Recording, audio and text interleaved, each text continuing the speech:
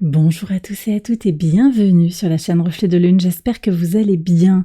Merci pour votre présence. Aujourd'hui, on se retrouve pour le tirage du mois de juillet 2023 pour le signe du Verseau, Soleil, Ascendant, Lune ou Vénus en Verseau. Je lance le générique, je fais le tirage et je vous retrouve juste après.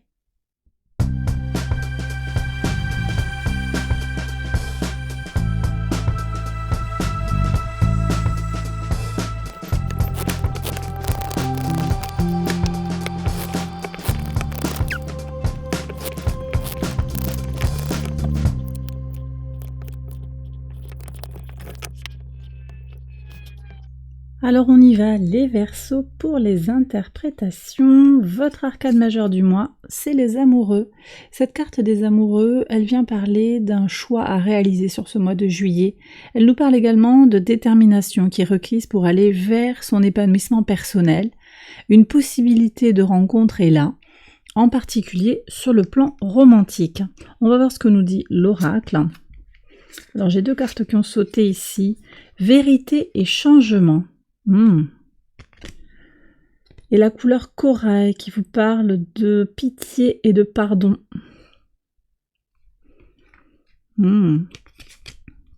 J'ai l'impression qu'on vous demande ici de considérer quelque chose sous un autre angle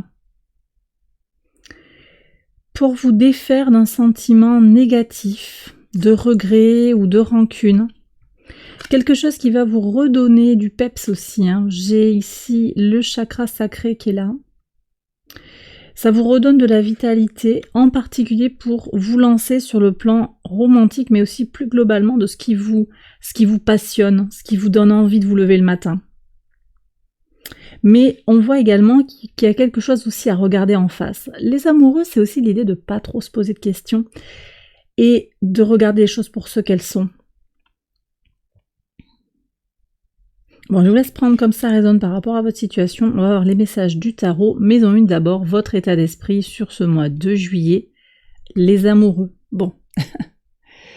C'est possible que vous ayez beaucoup de questions qui jaillissent, beaucoup de questionnements, des doutes, une envie de vous réaliser sur le plan sentimental, une bonne fois pour toutes. Quelqu'un qui vient de rentrer dans votre vie, qui remplit votre vie d'amour et d'abondance, mais qui vous questionne également. On va voir ce que dit le reste du tirage. J'ai quand même cette idée de connexion à l'autre. Une quête de soi aussi. Une quête de soi, on parle de ça.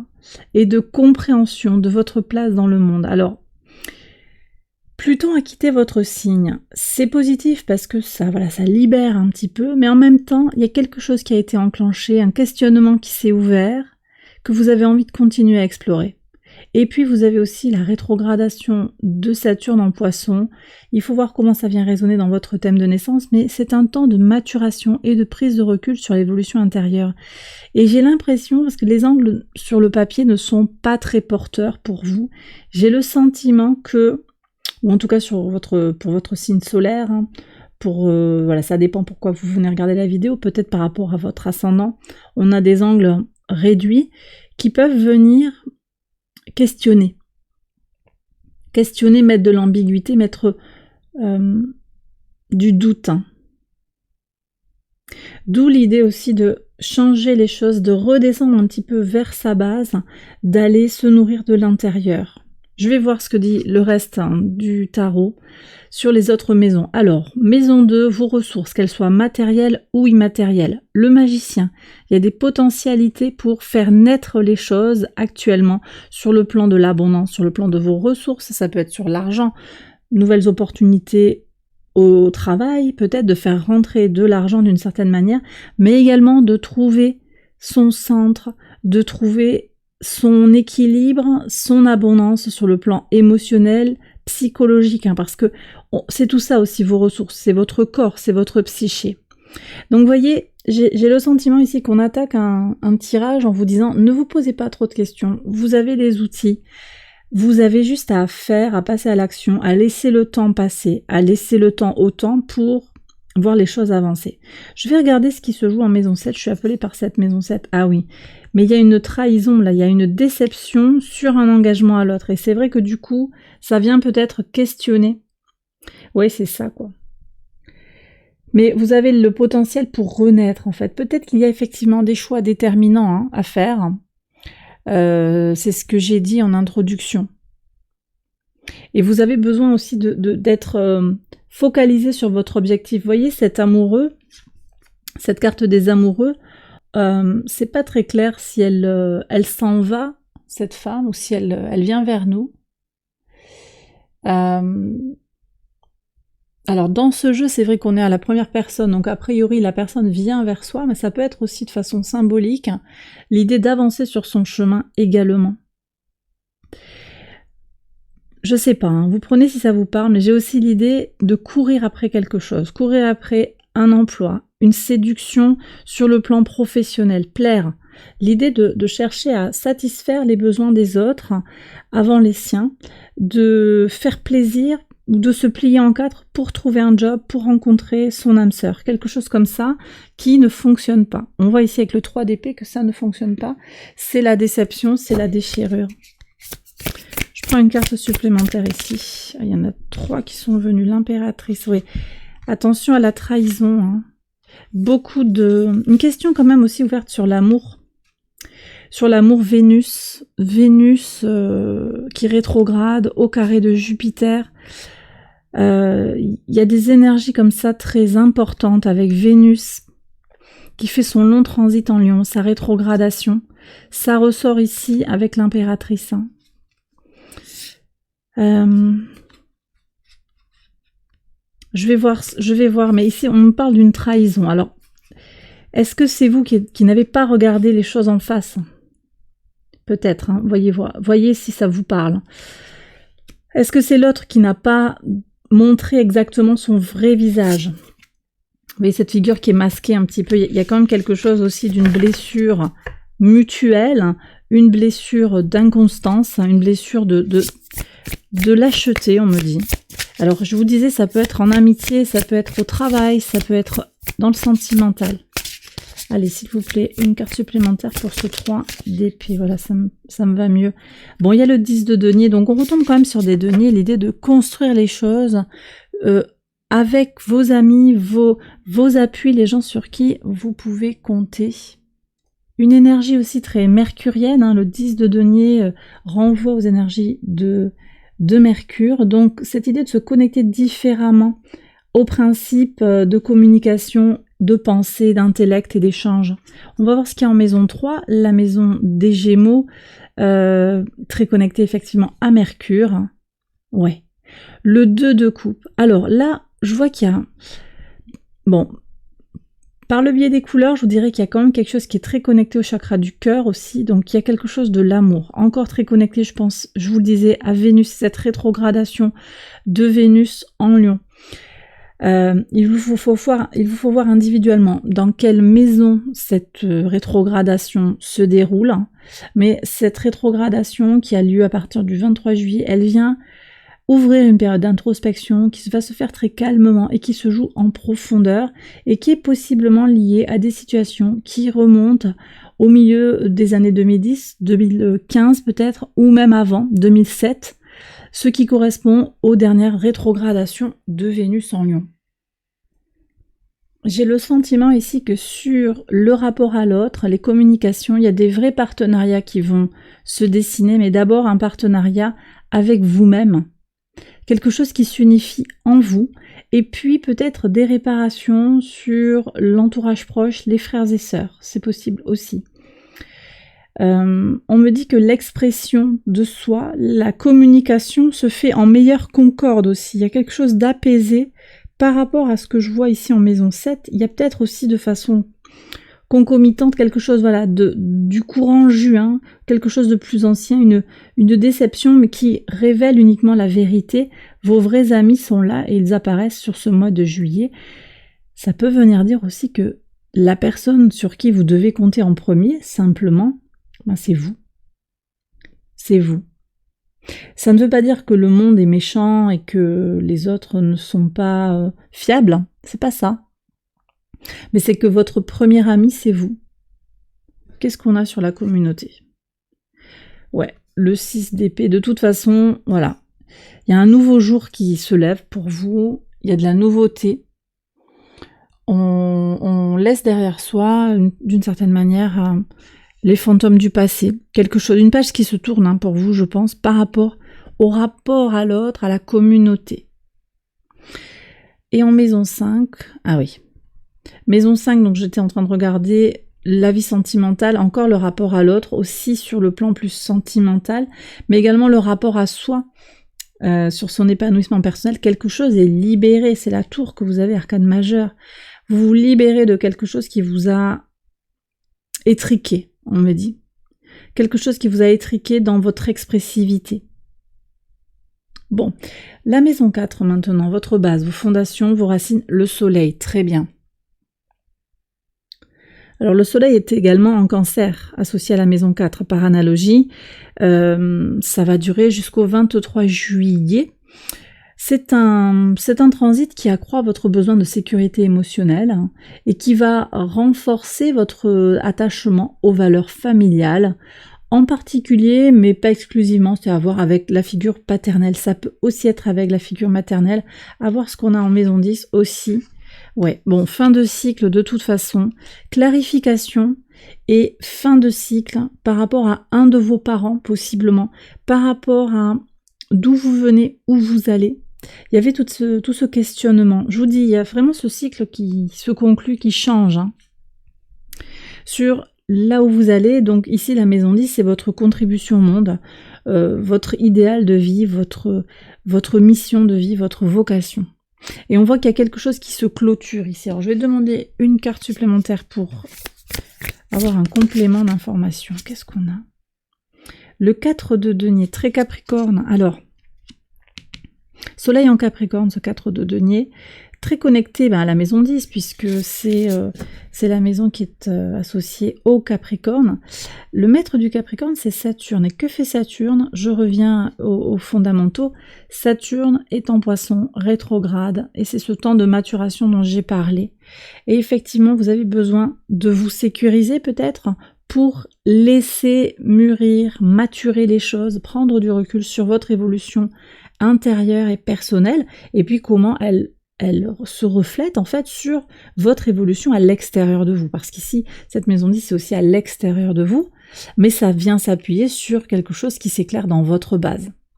Donc je pense qu'il y a un jeu comme ça de va-et-vient entre votre base et ce que vous projetez, ce que vous avez envie aussi de faire vivre dans votre projection dans le monde. Ce que vous projetez vis-à-vis des autres, mais comment vous-même vous projetez dans le monde.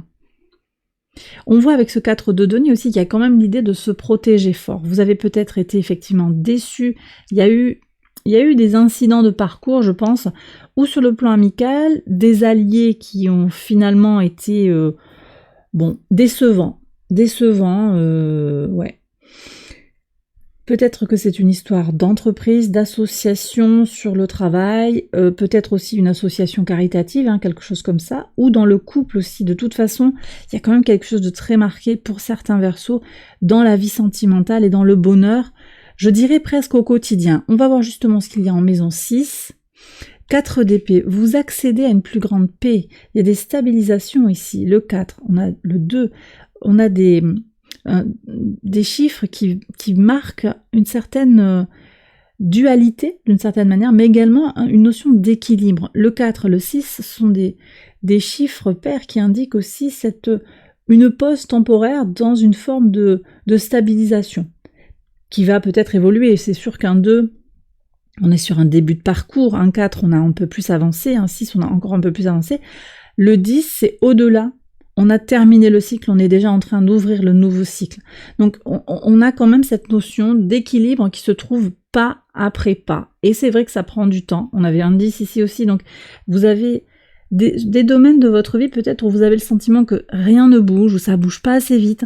On vous invite aussi à aller toucher du doigt, avec sincérité, regardez la vérité des changements qui s'opèrent en vous en profondeur. Et ça, c'est la rétrogradation de Saturne et la rétrogradation de Vénus également, qui vous invite à aller opérer ce travail de recherche de soi et de reconnaissance de ces évolutions qui sont certes lentes, mais qui sont également réelles. Bon, alors, ici j'ai dit, donc sur le plan du quotidien, je le disais, sur l'organisation, sur la routine, votre santé, il y a un besoin d'équilibre, un besoin d'apaisement, de calme. C'est Jupiter en balance, on va calmer tout ça. Je l'ai dit, Jupiter est au carré de Vénus, et puis après il y aura un carré Uranus-Vénus. Bref, tout ça, ça dure jusqu'à début septembre. Vénus va sortir de... Alors elle sort du Lion le 8 octobre, et donc toute la période jusqu'au 8 octobre, j'en reparlerai au fur et à mesure des mois et des semaines en particulier, ça va être important dans le détail des semaines. On a cette présence de Vénus, plus ou moins au carré de Jupiter, puis au carré d'Uranus. Donc ça vient mettre en friction aussi une envie de mouvement positif, une envie d'accéder à son abondance, parce que Jupiter en Taureau, c'est quand même cette énergie-là aussi. C'est l'abondance matérielle, mais c'est aussi l'abondance à tous les autres niveaux, tout ce qui est important à ses yeux. Ça peut être en particulier pour vous, là, par rapport à ce tirage, l'épanouissement sur le désir de la vie, sur ce que vous désirez dans votre vie, sur les projets, mais également sur le plan sentimental.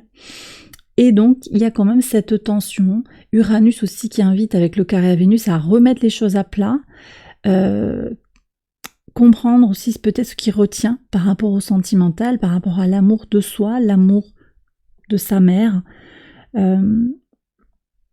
et le besoin de changement intérieur. Bon, on explorera ça au fur et à mesure, je l'explore aussi au cours des Cafés Lune sur Patreon, donc... il y aura des infos là-dessus aussi sur Patreon à retrouver dans la communauté.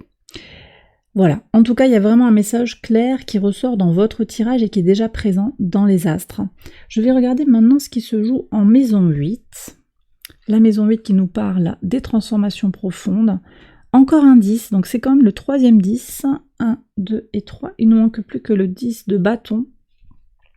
On verra s'il est là.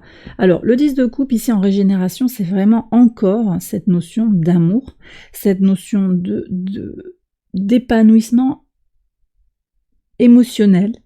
Vraiment, c'est ça. La plénitude émotionnelle à aller chercher, mais ça passe aussi par le dépassement de soi, le dépassement des épreuves.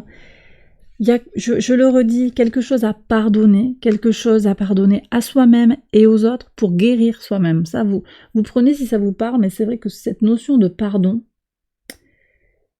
alors c'est délicat de se l'imposer à soi parce qu'on n'est pas toujours prêt à pardonner. Et puis pardonner, ça ne veut pas dire excuser.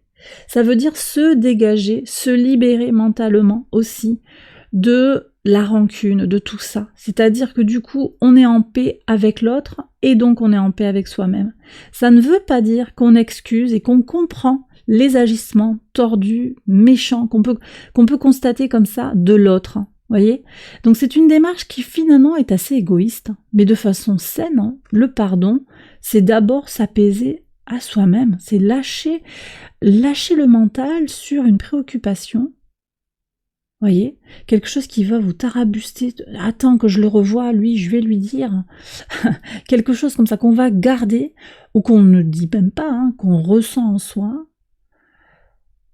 À partir du moment où on a pardonné, on libère. Mais c'est vrai que ce pardon, s'il est fait de façon artificielle, dire je pardonne ou il faut que je pardonne, mais je n'y arrive pas, je ne suis pas bon, je ne suis pas bonne parce que je n'arrive pas à pardonner, là il y a quand même aussi une question de prendre le temps de soi-même, le temps de la bienveillance vis-à-vis d'abord de soi-même, voyez. Donc c'est se pardonner soi-même, peut-être de ne pas pouvoir pardonner à l'autre. Parce que ce n'est pas le bon tempo pour vous, et c'est ok. Regardez les choses, je vous le dis, encore une fois, avec sincérité pour avoir un nouvel angle d'approche par rapport à une problématique. Et c'est ça que le tarot vous invite à faire en transformation. On nous parle aussi de variété dans la communauté, de multiplier les rencontres, d'aller ouvrir un espace vers de la nouveauté. Ça vient, ça se construit. De nouvelles personnes vers qui vous allez.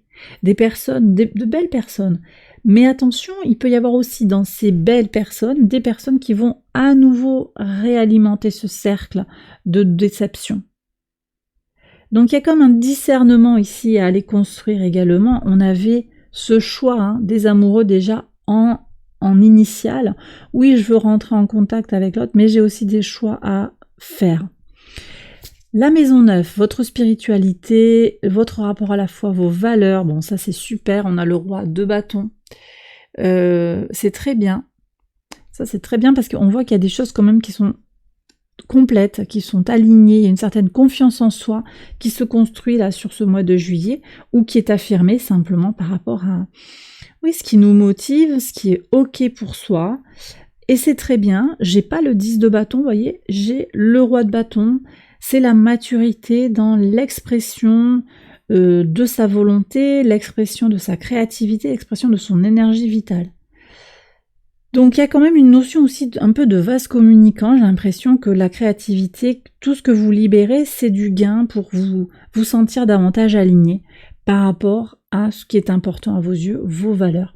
Ça peut aussi nous parler de formation, de grands voyages, et tout ça est très soutenu avec une envie d'avancer. Vous mettez en place les choses que vous désirez pour faire avancer pas après pas les étapes d'un projet. Ça peut être un projet de formation, ça peut être un projet de voyage également, ou un projet d'évolution spirituelle. Très bien. Bon, ici j'ai dit, là j'en ai parlé aussi, il y a du changement sur les projets, peut-être, mais également le rapport à la communauté. On va prendre maintenant la maison 12, la carte de la maison 12, qui est la leçon à intégrer, la grande prêtresse. Faites-vous confiance. Vous êtes beaucoup plus puissant que vous ne le croyez, vous avez des intuitions, des ressentis, appuyez-vous sur ces ressentis pour comprendre un petit peu mieux ce qui se joue en vous. Voyez. Vous connaissez déjà les choses et je pense que vous avez déjà, ce que je vous annonce, vous l'aviez déjà ressenti. Et vous dites, ah mais oui, mais en fait, je le savais, vous êtes déjà dans votre propre guidance intérieure. Et on me dit quand même de vous préciser que ces ressentis, c'est ni des certitudes, ni ça ne correspond à vos envies. Et vous savez faire cette distinction entre ce que vous avez envie de voir rentrer dans votre vie, donc en grand optimisme, mais aussi en pessimisme, les peurs, les craintes de « ben non, je vais pas y arriver, mais de toute façon, je ne mérite pas », etc. C'est un chemin au milieu. C'est aussi, moi, cette carte, je la lis vraiment comme là où j'avance, vers là où je vais. Il y a cette lumière. Et cette femme-là, alors certes, elle a le cœur représenté sur elle, mais ça la traverse, c'est quelque chose qui traverse, une lumière qui traverse comme un amour universel, confraternel, universel, ouais, vraiment, dans la fraternité universelle. Un amour inconditionnel aussi que vous portez, et puis avec cette recherche, cette avancée vers cette vision un petit peu du milieu. C'est-à-dire que c'est ni optimiste, ni pessimiste, c'est réel, c'est l'intuition réelle de ce que je ressens au fond de moi, parce que votre corps, votre âme vous parle. C'est aussi ça la découverte, et même si vous ne savez pas vous écouter, ou vous dites « Ah bah tiens, je croyais que », ou « J'ai pensé que », ou « J'ai cru lire le signe que », bah c'est ok. On revient à cette couleur du corail, de pardon et d'acceptation de là où vous en êtes dans votre chemin d'évolution. On va prendre les messages de l'univers avec l'Oracle Angel Guide. Alors, l'amour sain, vous êtes protégé, vous êtes soutenu, n'en doutez pas. Vous êtes très entouré. On vous dit de couper les liens, d'accord. Bon, la tour, il y a quelque chose à faire avec peut-être un ex aussi. Ange gardien, ouais, vous êtes, quelqu'un veille sur vous, clairement. Wow, alors là, je pensais qu'il y avait une carte, mais il y a d'autres choses à dire. Ok. Expérience d'apprentissage, élevez votre vibration, joie et satisfaction, intuition et décharge. Donc, voyez, vous avez cette confirmation là d'élévation spirituelle, de réception de vos messages. Encore faut-il vous en saisir, si ça vous parle, hein, peut-être que ça va pas vous parler, mais vous avez cette potentialité qui est là. Vous avez le magicien sur les ressources, hein, c'était dit. Donc il y a le potentiel. Vous avez les outils pour faire ça, pour construire les choses autour de vous, faire venir l'abondance à vous, par le biais comme ça de vos ressentis, de vos intuitions. Ok. Ouais, tout vous mène vers la maturité, la découverte de soi. Hein. Et ici, il y a aussi cette idée de joie et de satisfaction à parcourir le chemin, voyez. Un peu dans un esprit contemplatif, apprécier le chemin. Et bien voilà les Verseaux, j'ai terminé votre tirage, j'espère qu'il vous a guidé, qu'il vous a éclairé. Si c'est le cas, likez, abonnez-vous, partagez. Je vous retrouve avec grand plaisir sur Patreon pour l'extension de ce tirage, si vous le souhaitez. Je vous mets le lien en barre de description et j'espère vous y retrouver avec les autres membres de la communauté Patreon. Je vous souhaite un excellent mois de juillet et je vous dis à très bientôt. Bye bye.